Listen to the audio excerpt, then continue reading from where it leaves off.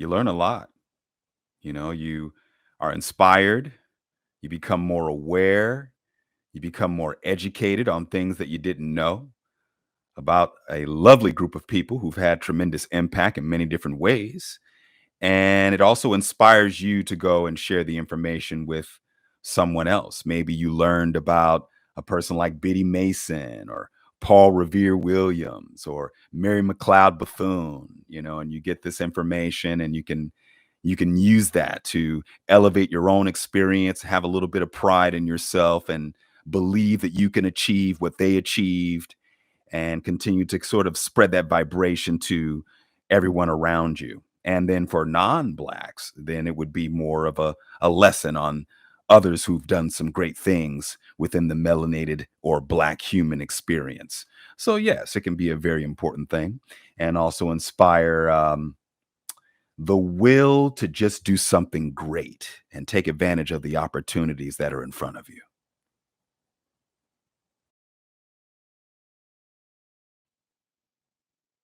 You need a month for that? You need a month for that? You need a month for that? Oh, a month. You're supposed to learn the significance of black folks in a month because you didn't know it for the other months throughout the entire year. Oh, did you build a hospital? Did you build more schools? Do you have banks?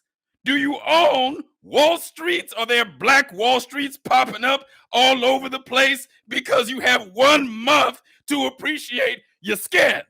Oh, you mean the body that you're gonna die out of eventually? You mean that skin that doesn't last very long? Oh, did it change something? How about you non-blacks? Did you learn something? Did you apply what you learned? Did you go out and teach some young black kids how to read because of it? Oh, you just marched during the protest. Oh, okay. Took some selfies with it. And then posted on your social media and took your adenosine triphosphate ass back to your home. So technically, you don't really give a shit either. So, what did it do? Oh, because you celebrate for a month, you're pro-black.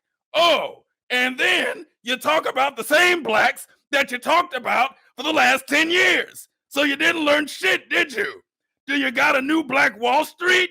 Do you got all kinds of families building shit? What do you got?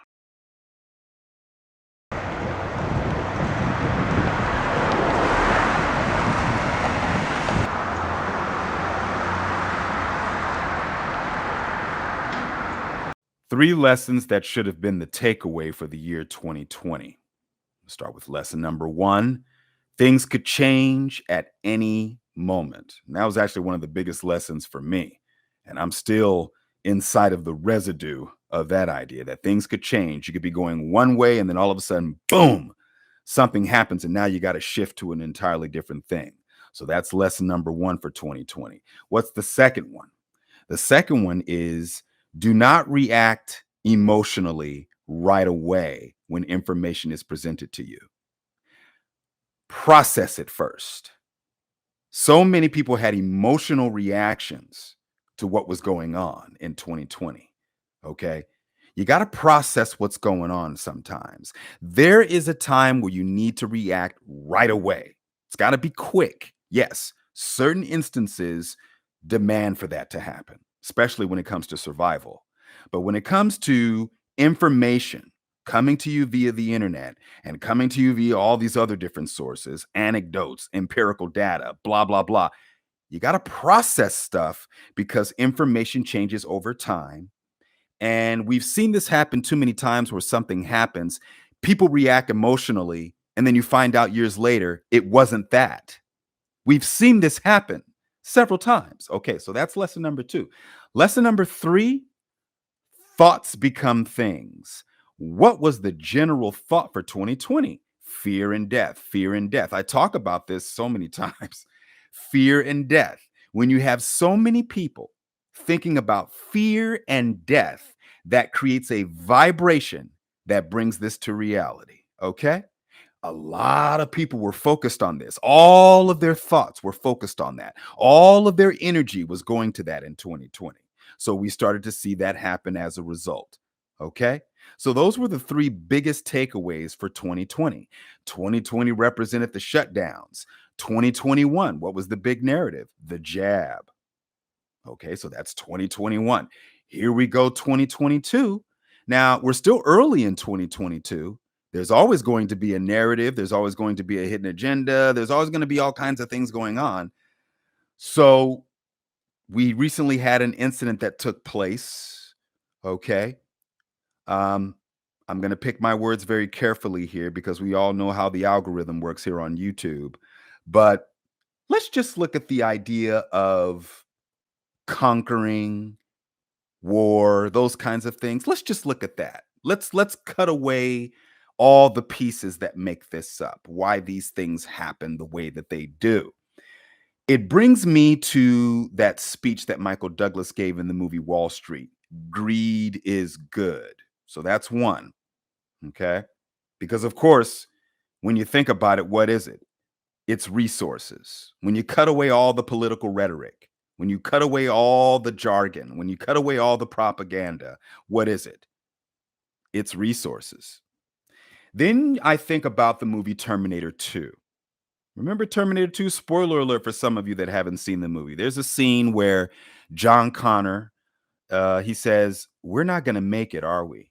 And then Terminator says, "It's in your nature to destroy yourselves," or something. I'm paraphrasing. I don't know if I'm saying the line exactly as he said it, but it's in your nature to destroy yourselves. And he's talking about human beings. Okay? Human beings still haven't got it right yet. So here we are living on the planet Earth that gives you all of these resources. You have so many resources to use. It was designed to provide that for you, right? Yet people are still battling for it. But battling for it for what? Going back to the Michael Douglas line, greed is good. I did an episode of T.O.T. where I talk about movies and how they have messages in the movies, especially the movies before the year 2000. A lot of those movies talked about what's going on right now. Check out that episode. Maybe I'll put it in the end screen. But in that scene in Terminator 2, there were kids that were fighting with their toys. They were fighting over the toy guns. And it kind of takes me back to when kids are playing. One kid has their toys, the other kid has the toys, but yet one of the kids wants the other toys of the other kid.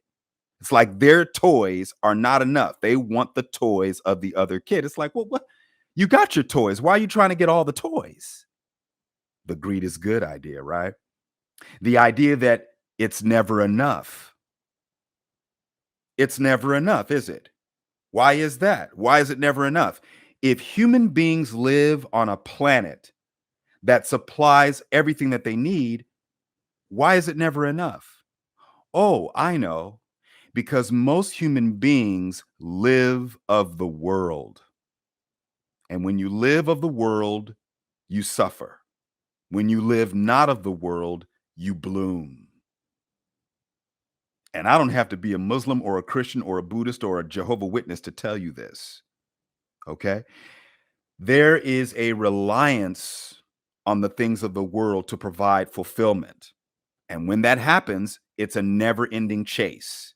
It's a never-ending chase. When you look at people who have, because of course we live with the haves and the have-nots, the people who have, it's never enough. They get bored.